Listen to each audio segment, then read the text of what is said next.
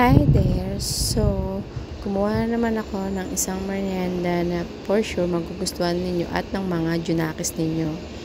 So, ayan. First, mag-prepare lang kayo ng 2 eggs. And then, maglagay lang kayo ng gatas. And then, condensed milk. And vanilla extract. And then, haluin nyo lang siya ng mabuti.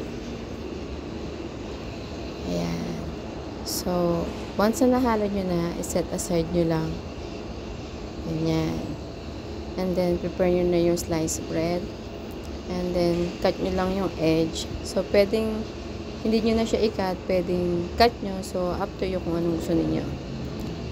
Ayan. And then, maglagay na kayo ng chocolate spread dyan. And just repeat the process. Ayan. After that, ayan, dip nyo lang yung bread dyan sa egg mixture na ginawa natin earlier. Ayan. And then, paint lang kayo ng kawali at then maglagay kayo ng bread. And then, toast nyo na yung dyan, bread. Toast, fry, whatever. Ayan.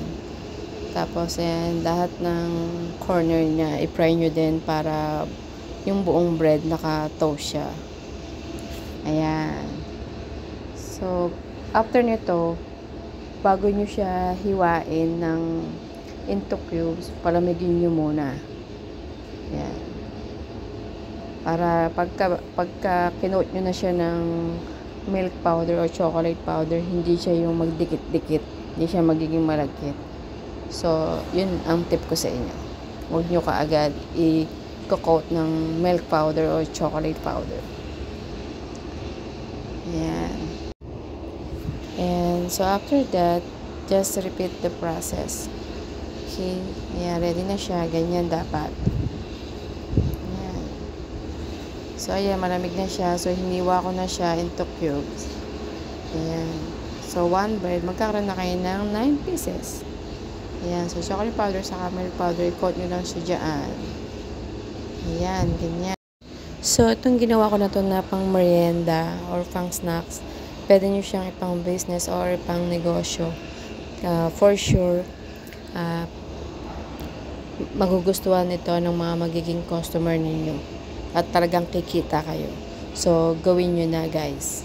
You know what? Actually, today, ito nga yung ginawa naming almusal kasi favorite din to ng mga anak ko. So, minsan breakfast namin or minsan merienda naman namin.